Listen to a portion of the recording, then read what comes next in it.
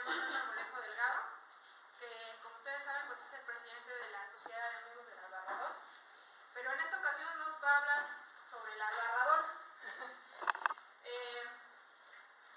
A propósito del sismo y bueno, del cierre obligado de Casa de Morelos, el anterior director, el arqueólogo Vicente Camacho, junto con el señor Manuel Marmolejo y un colaborador cercano, el artista que ha estado con nosotros, el artista plástico Cianya, se dieron a la tarea de hacer una búsqueda en el AGN, en el Archivo General de la Nación, de los documentos sobre Casa de Morelos. Esta búsqueda se hizo una parte con base en una base de datos, unas fichas que habían sido obtenidas por Ismael ya hace varios años, y en realidad lo que hicieron el señor Marmolejo y Cianya, pero esto les voy a explicar mejor, es acudir al archivo y fotografiar estos documentos. En el afán de celebrar una jornada cultural por Casa de Morelos o unas conferencias en pro de Casa de Morelos, vimos con ellos los temas que se podían desprender de la documentación que habían obtenido.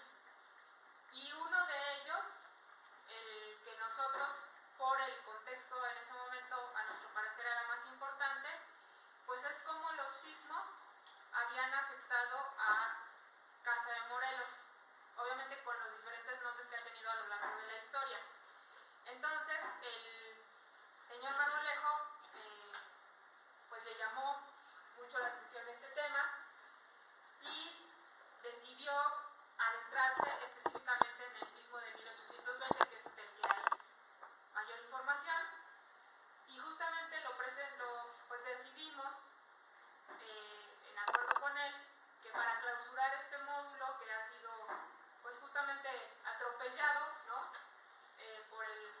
Por esta cuestión del sismo, pues que viniera a cerrar este módulo con la presentación de este trabajo que él ha hecho durante este tiempo, ¿no? Entonces vamos a darle la palabra al señor Marmolejo. Muchas gracias por estar con nosotros, muchas gracias por haber hecho este estudio, ¿no? En pro de su interés por el patrimonio, ¿no? El albarrador en Casa de Morelos. Y pues, adelante. Muchas gracias.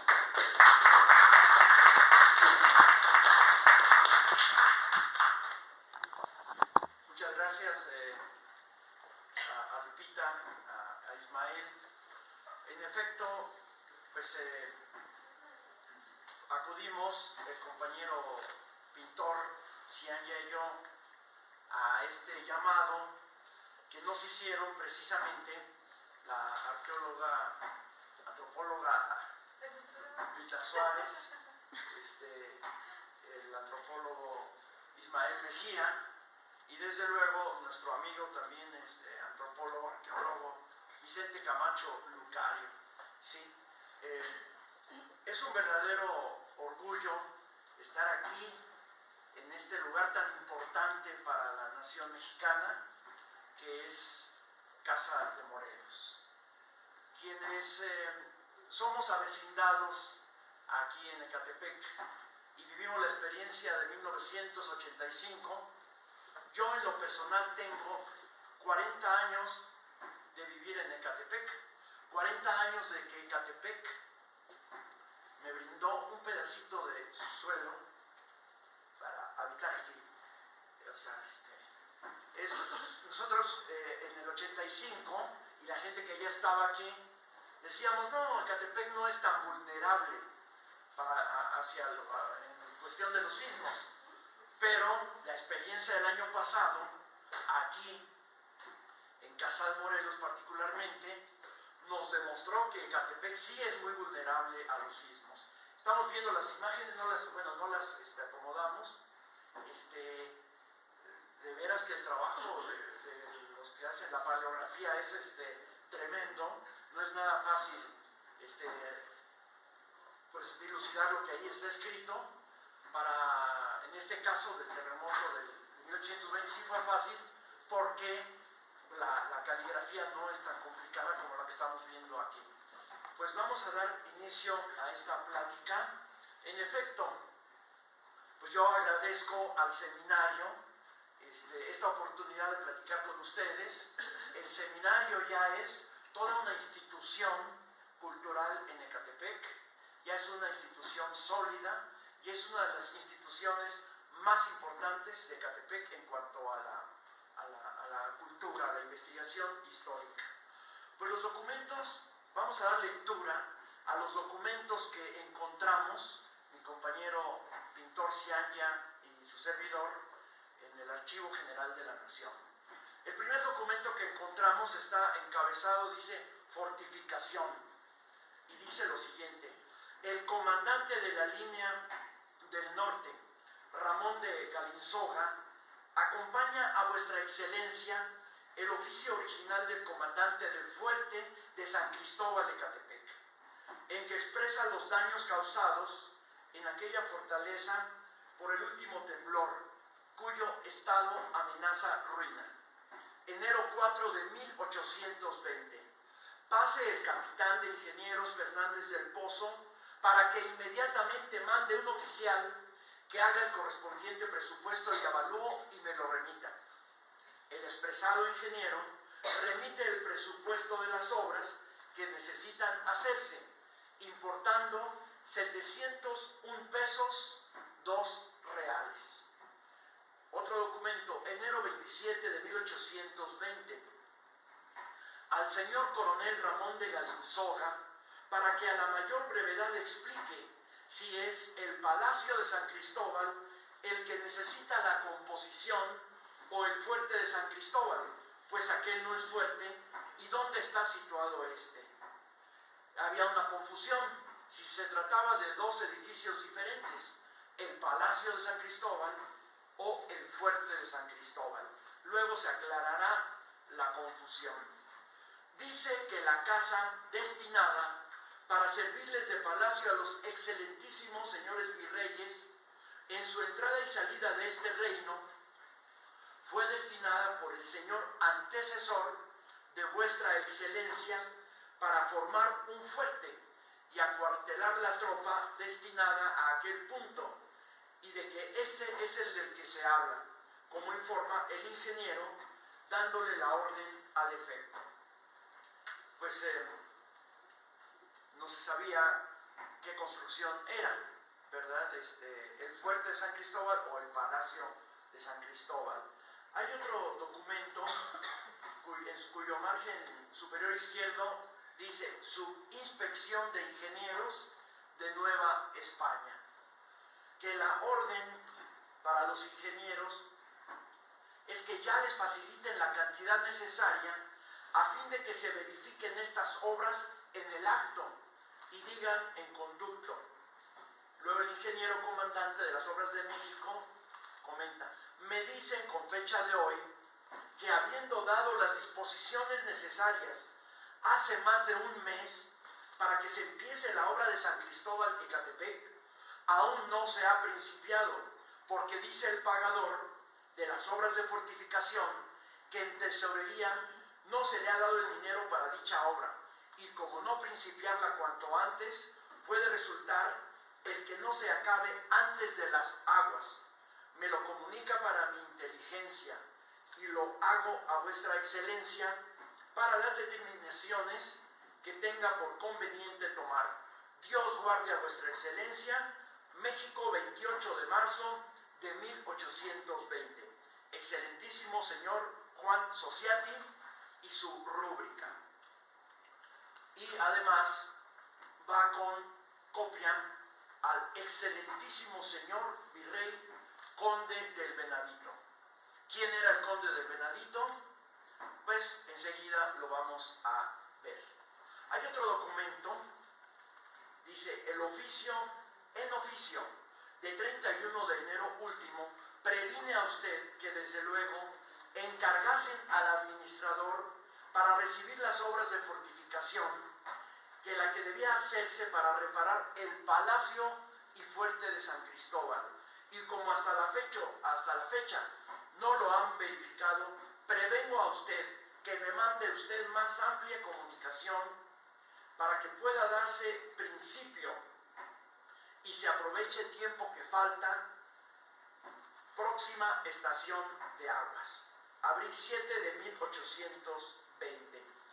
Pues ya todo el mundo estaba desesperado porque venía la temporada de lluvias, se reblandecería más la actual Casa de Morelos, lo cual originaría mayores daños, y la lluvia, bueno, dificultaría más el trabajo de los albañiles. Este oficio fue firmado el 29 de marzo y dice que para que pasara, firma señor comandante de ingenieros y su rúbrica. Hay otro documento que en su margen superior izquierdo tiene el año 1820 y el texto está encabezado por la palabra fortificación N. Punto. Dice lo siguiente: el comandante de la línea del norte, señor Ramón de Galinzoga, acompaña a vuestra excelencia el oficio original del comandante del fuerte de San Cristóbal, en que manifiesta los daños causados por el temblor de tierra en la ruinosa casa que sirve de cuartel a aquel sitio, enero 4 de 1820. Para pase el capitán de ingenieros, señor Bernardo Fernández del Pozo, para que inmediatamente mande un oficial que haga el correspondiente presupuesto y avalúo y me lo pase. Otro documento está encabezado, dice Comandancia de la Línea Nacional del Norte, número 73. Confirme con el ingeniero dándole la orden al efecto. Excelentísimo señor, paso a las justificadas manos de vuestra excelencia, con el correspondiente informe, las diligencias practicadas en las ruinas del cuartel de San Cristóbal, para que en su visita determine lo que la superioridad estime conveniente. Dios guarde a vuestra excelencia muchos años. Guadalupe, enero 30 de 1820. Excelentísimo señor Ramón de Galinzoga y su firma. Y también con copia al excelentísimo señor conde del Venadito, virrey de la Nueva España. Luego encontramos ya otro documento que en sí ya es el presupuesto. Este es un documento también muy importante, como los demás, porque da ciertas características de lo que tenía la construcción del fortín de San Cristóbal, hoy Casa de Morelos. Echemos a andar un poquito nuestra imaginación, situémonos en la Casa de Morelos y comparemos algunas de las características que aquí se señalaban con lo que actualmente es este edificio. Dice, presupuesto formado por el capitán don Rafael Calvo, ingeniero voluntario para los reparos que necesita el palacio y fortificación del Palacio de San Cristóbal Ecatepec, situado al norte de esta capital. Dice lo siguiente, hay en él un patio grande y 10 cuartos al norte, 3 destechados, las paredes de todos escarnadas, faltos de hojas de ventana y 6 puertas, el piso de ellos más bajo que el del patio. Al frente hay un muro de tepes, o sea, de adobe, de 3 vistas, su longitud de 104 varas por vara y media de altura, muy maltratado. Su puente levadizo, vencido y sin contrapeso. Luego describe el cuarto de la esquina para cuerpo de guardia. Levantar su piso, enlosarlo, realzar sus paredes, blanquearlo, reponer en 2 ventanas sus hojas con el correspondiente herraje y una puerta tendrá un costo de 24 pesos. Luego habla del cuarto del oficial de guardia y su cocina.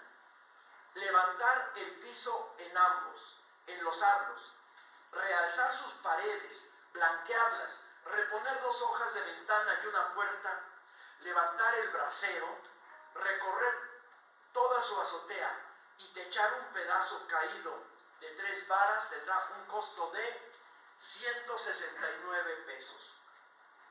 2 cuartos al oriente están destechados, y batiendo un tabique se formará caballeriza para 15 caballos, cubriéndola con un tinglado de tejamanil, levantando el piso y empedrándolo, y haciendo la pesebrera tendrá un costo de 130 pesos, 6 reales. Termina esa hoja y viene el subtotal, 396 pesos, 6 reales, 0 gramos. Después continúa: el muro del frente tiene en sus 3 vistas 140 varas de longitud por vara y media de altura, que forman 615 varas superficiales, revistiéndolas a ambos lados de adobe a 4 reales sobre vara. Será un costo de 30 pesos. Luego viene una notita ahí, dice: nota, si lo hacen los forzados, será a 2 reales vara. ¿Quiénes eran los forzados? Que cobraban pues la mitad, más barato, ¿no? O a los que les pagaba la mitad. Total, 701 pesos. Importa este presupuesto la cantidad de 701 pesos, 2 reales. México, 19 de enero de 1820. Rafael María Calvo. Es copia para Bernardo Fernández del Pozo y la rúbrica de Bernardo Fernández. Viene otro documento aquí que describe más o menos qué es lo que ocurrió en el sismo. Dice lo siguiente: entre 7 y 8 de la noche del día de ayer hubo un gran temblor, causa para que la tropa de mi mando saliese a dormir hasta la frontera del cuadro de este débil fuerte. En varios oficios he dado a usted parte de no tener alojamiento, con X alojamiento, seguro esta tropa, y menos ahora por hallarse más resentido, lo que participo a usted para que determine lo que fuere más conveniente para la subsistencia nuestra, pues de lo contrario pereceremos de un día a otro. Dios guarde a vuestra majestad. Puente de San Cristóbal, Ecatepec, enero 3 de 1820. Firma José Rafael de Yendefa. Pues y bueno, también hay copia al teniente coronel don Ramón de Galinzoga, comandante general de la línea del norte. Bueno, este documento pues también es muy importante. Nos dice que la tropa se tuvo que ir a dormir, a guarecerse a la frontera del cuadro. ¿Cuál era esa frontera del cuadro? Tal vez los actuales jardines de lo que hoy es Casa de Morelos. Ahí tuvo que irse a dormir la tropa para resguardar su integridad física, no sea que se les fuera a venir encima lo que hoy es Casa de Morelos por los daños sufridos en el terremoto del 2 de enero, un día antes de lo que aquí se da, de la fecha del documento, ¿no? Entonces, pues imaginemos también, pues el frío, era pleno invierno. Casa de Morelos, bueno, todavía estaba aquí la región lacustre, no había nada, ninguna construcción que pudiera impedir el correr del viento, seguramente era muy frío.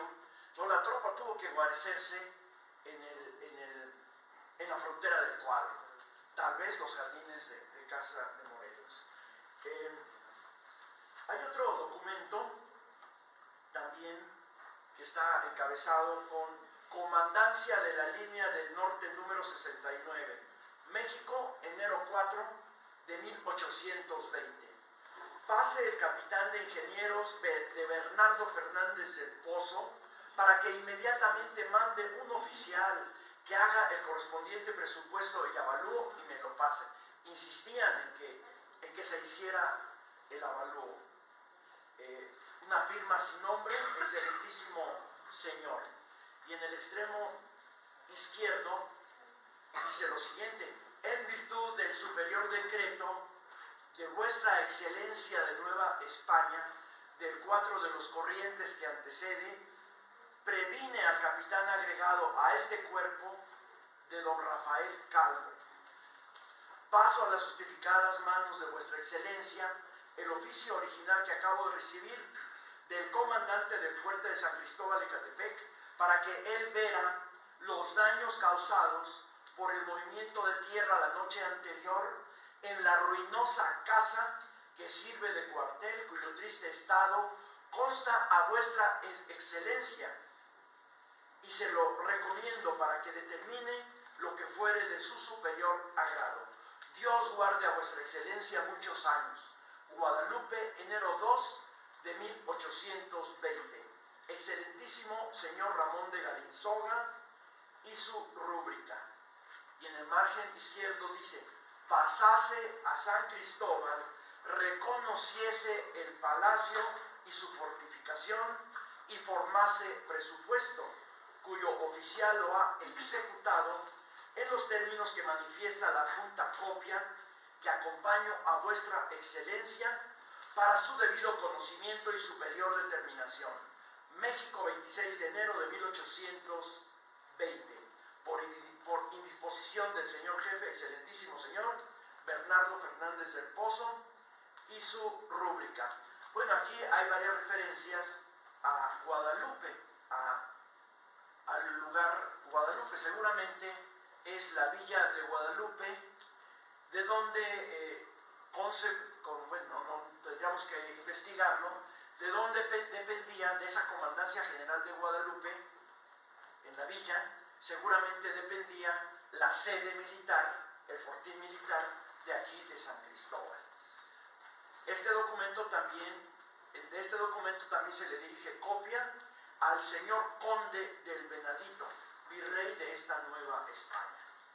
Otro documento de enero 27 de 1820 dice: vuelva al teniente coronel de don Ramón Galinzoga para que a la mayor brevedad explique si es el Palacio de San Cristóbal el que necesita la composición o el fuerte de San Cristóbal, pues aquel no es fuerte, y dónde está situado ese. Seguía la confusión de si eran dos construcciones distintas. Pero ya viene la explicación. A pie de esa misma cuartilla, el manuscrito, bueno, evidentemente el manuscrito, dice lo siguiente: la casa destinada para que sirviese de palacio a los excelentísimos señores virreyes en su entrada y salida de este reino, fue destinada por el antecesor de vuestra excelencia. Bueno, ¿cuál era el antecesor del conde del Venadito? Lo vamos a ver. Para formar un fuerte donde pudiese la tropa señalada a ese punto acuartelarse, estar pronta al socorro de aquellos caminos, y en caso de ser atacada, librarse por medio de sus fosos y puente levadizo, teniendo al mismo tiempo las divisiones trascendentes un alojamiento capaz para liberar al pueblo que, aunque quisiera, no podía en estos casos prestar los auxilios necesarios. Está además decirle a vuestra excelencia el infeliz de la fábrica, lo expuesto de la tropa por sus ruinas, y ninguna vivienda para su alojamiento, porque todo le consta de visita cuando vuestra excelencia tuvo la bondad de visitarlo. Es cuanto puedo informar a la superioridad de vuestra excelencia en cumplimiento de su decreto que antecede. Guadalupe, otra vez Guadalupe, enero 30 de 1820. Excelentísimo señor Ramón de Galinzoga. Bueno, qué documento tan importante, al igual que todos los demás. Aquí nos está hablando de que la hoy Casa de Morelos, fortín de San Cristóbal en esa época, estuvo rodeado de fosos con agua, fosos militares para la protección del cuartel, y además había un puente levadizo. ¿Dónde estaba ese puente levadizo? Qué información tan importante, ¿verdad? Seguramente estaba a la entrada de lo que hoy es Casa de Morelos, el puente levadizo. Pero también nos habla de la importancia estratégica, ratifica la importancia estratégica de este lugar, que esa importancia viene desde la época prehispánica, de este sitio, tanto por cuestiones militares como por cuestiones comerciales. Aquí se protegía el camino, ¿sí? Que parte de ese camino a Veracruz, a Hidalgo, etcétera, parte es el Albarradón de Catepec. Entonces, nos habla también de que no solo en las regiones tradicionales del país había efervescencia de la guerrilla insurgente, sino también aquí, en la parte noroeste del Estado de México y de Hidalgo, había guerrillas insurgentes en Izmiquilpan, en los llanos de Apan, en Tulancingo, y evidentemente este sitio, por eso lo hicieron fortaleza, era un sitio estratégico. Aquí dice que el pueblo, o sea, el pueblo de San Cristóbal, el pueblo español de San Cristóbal, no podía defenderse ante la llegada de las tropas insurgentes, y por lo tanto, bueno, pues este sitio, hoy Casa de Morelos, se constituyó con caudales de obras de fortificación, la cantidad de 701 pesos, 2 reales, que importa el presupuesto formado por Rafael Calvo, por Fernández del Pozo. Dinero necesario para los reparos que necesita el Palacio de Fortificación de San Cristóbal de Catepec, situado al norte de esta capital. Bueno, ahí ya hablan de un solo edificio y la urgencia de que el edificio se reparara. Enero 31 de 1820, y hay una firma. Y luego otra nota que dice, les digo con esta fecha lo siguiente: dispongan ustedes y lo traslade a vuestra excelencia para su debida inteligencia, y se disponga la ejecución de la obra a la mayor brevedad. Señor comandante de ingenieros, su rúbrica, y hay otro documento en cuyo margen superior izquierdo dice: contestado el 10 de abril de 1820. Dispongan ustedes que desde luego se entregue al comisionado para recibir los caudales de las obras de fortificación la cantidad de 701 pesos, 2 reales, que importa el presupuesto formado por el capitán Rafael Calvo, ingeniero voluntario, para los reparos que necesita el Palacio y Fortificación de San Cristóbal de Catepec, situado al norte de esta capital. Dios guarde a ustedes muchos años. México, 31 de enero de 1820. Y firma del Venadito, nada menos que el virrey, ya diciéndoles: ya hagan la obra, ya suelten el dinero, porque la casa se está cayendo. Pues ya tuvo que intervenir el propio virrey. Y este documento tiene copia a los ministros de la Tesorería General. En otro de los fondos del archivo encontramos otro documento que en su parte superior derecha dice: obras N.2.617.3. Excelentísimo señor. Y dice lo siguiente: la escasez de caudales de esta tesorería, que no permite todas veces verificar la entrega de las cantidades que vuestra excelencia mande se entreguen, lo hacemos en partidas parciales, sin distinción de obras, para que el pagador destine a las que están entre manos como más efectivas, de las cuales rinde sus respectivas cuentas según las concluye. De ahí, así dice, de ahí que ignoremos si directamente no hemos entregado al pagador don Ramón Jáuregui para las obras de San Cristóbal de Catepec los 700 pesos que está valuado la costo, y nos ordenó vuestra excelencia con fecha 31 de enero último, y del presupuesto que formularon, que como para todas las obras hemos satisfecho 3.676 pesos, 6 reales en el presente año. Caben muy bien los 700 pesos referidos, que ha hecho como vuestra excelencia tiene mandado. Sin embargo, de los primeros caudales que queden libres, entregaremos la referida suma, lo que le manifestamos en contestación. Dios, abril 10 de 1820, y con copia al excelentísimo señor conde del Venadito. Otro documento, en su margen superior izquierdo hay una abreviatura que dice COM.0N26. El texto es: obra con esta fecha, digo al señor comandante del ingeniero lo siguiente: por el oficio de ley del 18 de este mes, me he impuesto de haberse suspendido las obras de San Cristóbal Ecatepec, destacamento de Santa Cruz y cuartel de la Escobillería, por falta de materiales provenida de que la tesorería no ministra a las autoridades las cantidades necesarias, y no conviniendo el que, como usted propone, continúen paralizados los trabajos de estas obras, ni otras obras, por los perjuicios que resentiría la Real Hacienda.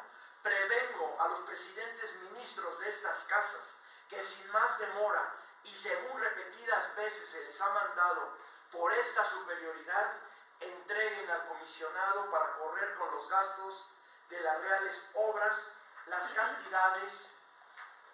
cantidades asignadas para las de que se trata, en el concepto de que usted, por su parte, cuidará de su continuación con el mayor empeño, a fin de que, si es posible, quede todo concluido antes de que la fuerza de las aguas lo impida. Lo inserto a usted para su cumplimiento, dándome parte de haberlo verificado. Dios guarde a ustedes muchos años. México, 24 de abril de 1820, del Venadito y su firma. Bueno, el virrey ya estaba desesperado porque no le obedecían, no se entregaban los caudales, y decía: pues ándenle ya, arranquen la obra.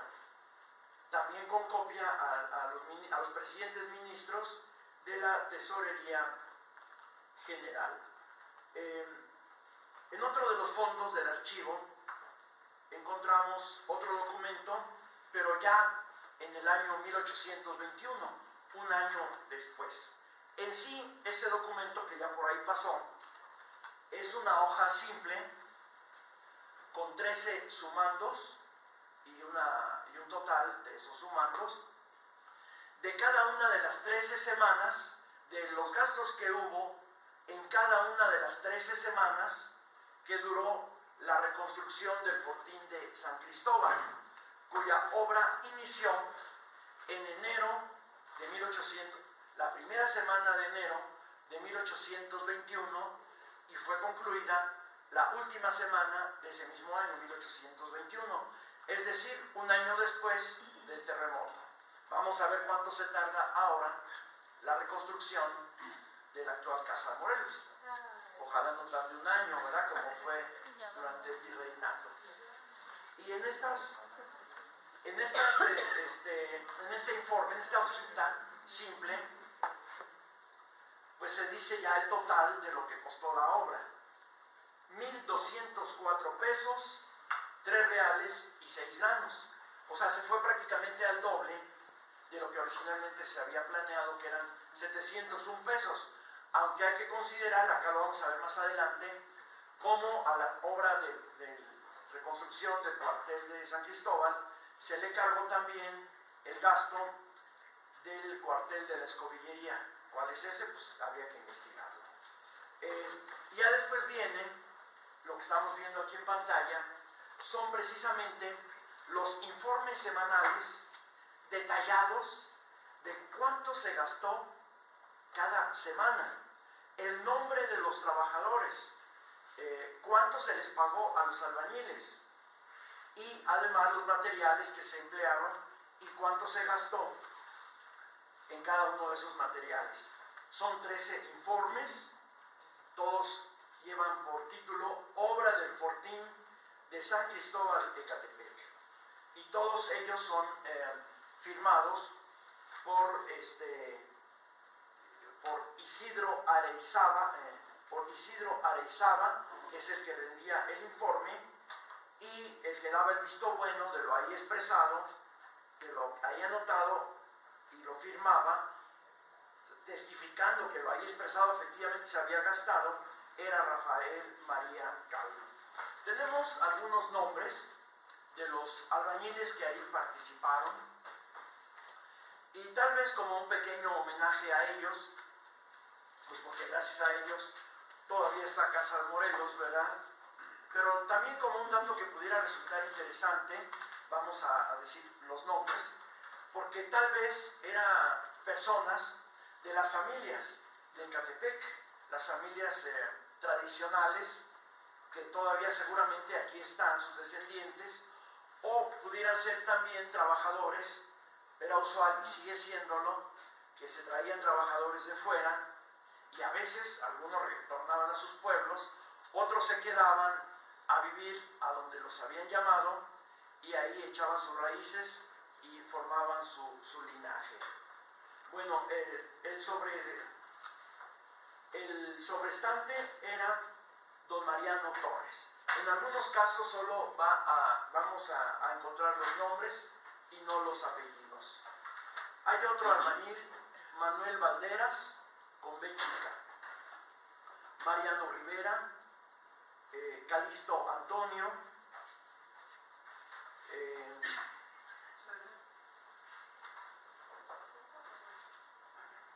José Flores, José Ramón, Cirilo Antonio, José Lázaro, José Soto, Feliciano Francisco, José Gutiérrez, Juan Tomás, Nicolás José, Narciso José, José Alexandro, Felipe de Jesús, Cristóbal Ignacio, Francisco Javier, José Macario, José Emeterio, José Victoriano, José Manuel, José Antonio, Valentín Leonino, y empieza también la lista de los materiales, de algunos de los materiales gastados, que también es interesante, son interesantes estos datos. Por ejemplo, dice aquí, 68 arrobas y 15 libras de cal a razón de 20 pesos la carretada. Una mano de papel, la cantidad que se gastó en esa mano de papel, por 2 escobas, la cantidad que se gastó en la compra de esas 2 escobas, y continúan los nombres: Cirilo Antonio, Faustino Valentín, José Gutiérrez, José Macario, Cristóbal Ignacio, Miguel Jerónimo, Miguel Salinas, Ciriaco González, Reyes González, Alexandro González. Más materiales: 100 cargas de arena al real la carga y la cantidad que se gastó. 6 palas en 4 reales 6 granos. Por una cuenta del importe de la obra chica de la escobillería, mandada a cargar a esta 391 pesos. Tenemos más nombres: Franco Itugarrieta, José Timoneo, Franco de Paula, Juan Tomás Quintana, José Lucas. Más materiales: 109 arrobas y 20 libras de cal a 18 pesos, 6 reales la carretada. 75 cargas de arena a real la carga. 2 docenas de clavos a medio barrote a real la docena. Una bola de hilo mecatillo. Continúa los materiales: 72 cargas de arena a real la carga. Por una mano de papel para postes, tintas y la cantidad que se gastó. Por el flete de 13 burros para conducir el herraje, tablones, jarcia y tabla, y la cantidad que se gastó en los 13 burros. Luego tenemos más nombres: Matías Cesáreo, Ventura Franco, Santos Biesos, Rufino José. Se gastó también 113 arrobas de cal a 19 pesos carretada. 80 cargas de arena a real la carretada. 16 docenas tablas para rechar a 2,5 reales docena. 8 tablones de escantillón a 10 reales cada uno. 11 docenas de alcayatas a real cada una. Acá una, luego lazos dobles, 12 docenas de lazos dobles a 13 reales docenas. Un crucero y un cerrojo en 10 pesos. 3 chapas en 7 pesos. Y 5 pesos, 5 reales de clavos. De aldabas para puertas y ventanas, 3 pesos y 6 reales. De cola y sombra parda, bueno, ¿qué era la sombra parda? Habría que investigarlo, 2 reales. También tenemos otro nombre, Antonio García, Trinidad Trujillo, Pedro Reyes. Y desde luego, pues continúa la lista de los materiales. Tenemos también lo que le pagaron al sobrestante, al escribiente. El escribiente cobró 25 pesos al mes. Tenemos también lo que cobró el carpintero y además cada una de los trabajos que realizó el carpintero, qué ventana reparó, qué puerta reparó, qué construyó de madera, lo que le pagaron por cada una de esos trabajos y además cuánto se gastó el carpintero en cada uno de los materiales que fueron empleados. También tenemos la información de un celador que se quedó a cuidar el palacio el domingo, lo que le pagaron por haber cuidado el palacio y también lo que le pagaron a sus ayudantes por haberlo acompañado a cuidar el palacio el domingo. Y el nombre del celador era Pedro Reyes, que dice aquí, el domingo quedó cuidando el palacio. Pues hasta aquí la investigación muy leve, muy ligera que hicimos en el Archivo General de la Nación, y yo quise, pues dar otra información más de otras fuentes para dar idea pues de la serie de desgracias naturales que ocurrían durante esa época que era la mera guerra de independencia, ¿verdad? 1819-2021, y además también dar un panorama histórico, algunos elementos nada más, para que también tengamos idea de cuál era la situación política de la Nueva España, la situación histórica que hoy podemos ver. Dice lo siguiente: el 31 de mayo de 1819, 8 meses antes del sismo al que nos estamos refiriendo, se registró en la zona oriente de la Nueva España un violentísimo terremoto, afectando a la región de Oaxaca sobre todo, pero también a Orizaba, Córdoba, Coscomatepec y Chalchicomula, poblaciones con cierta cercanía al Citlaltépetl o volcán de Orizaba. Se desplomaron diversas construcciones. Otra desgracia ocurrida en el Valle de México durante el mes de septiembre de ese mismo año fue una grave inundación por el desbordamiento de las lagunas, alimentadas por el agua de los ríos que bajan de las montañas. Una gran cantidad de habitantes del valle tuvo que refugiarse en los techos de los templos.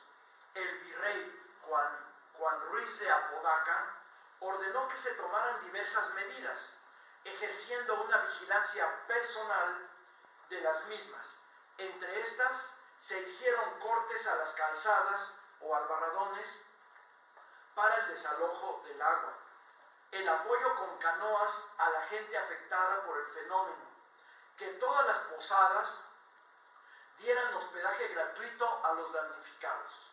De acuerdo a Bustamante, en su cuadro histórico, el Ayuntamiento de la Ciudad de México colocó en el santuario de Guadalupe una inscripción latina dando gracias a la Virgen y no a Apodaca por el cese del peligro cuando se dio la inundación.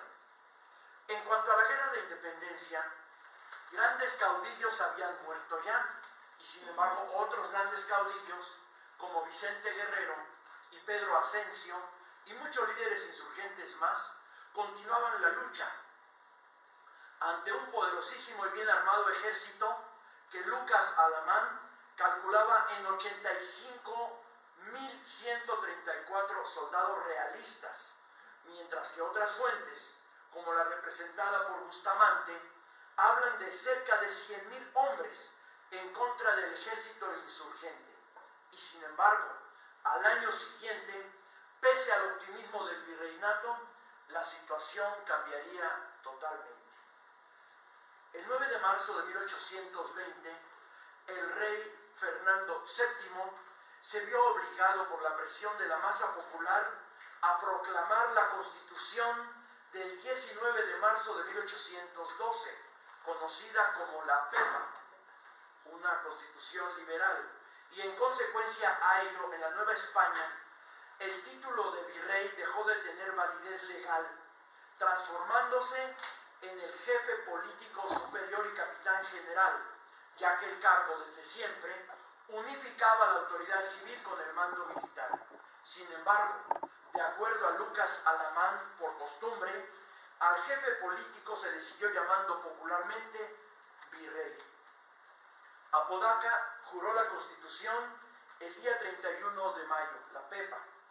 Los insurgentes seguían luchando activamente, entre otros Vicente Guerrero, en la región del río Mezcala, junto con el brigadier José María Lobato y Pedro Asensio, en la comarca de Tlatlaya. El antecesor de Juan Ruiz de Apodaca fue Félix María Calleja del Rey, quien ordenó que la hoy Casa Morelos se hiciera fortín, y su sucesor, Juan de O'Donojú. Pero, ¿quién era el conde de Venadito? Juan José Ruiz de Apodaca y Elisa recibió el título de conde de Venadito porque envió a sus tropas al mando de Pascual Liñán a combatir a Francisco Javier Mina, quien fue atrapado por el enviado de Apodaca en las proximidades del rancho de El Venadito, cerca de Silao, Guanajuato, el día 27 de octubre de 1817. Fue por ello que se le distinguió a Apodaca con el título de conde de Venadito. El pueblo, sarcásticamente, apodó a la virreina con el sobrenombre de la Venadita. Nicolás Bravo se separó de José Joaquín de Herrera en Rinconada, Puebla, el 29 de abril de 1821.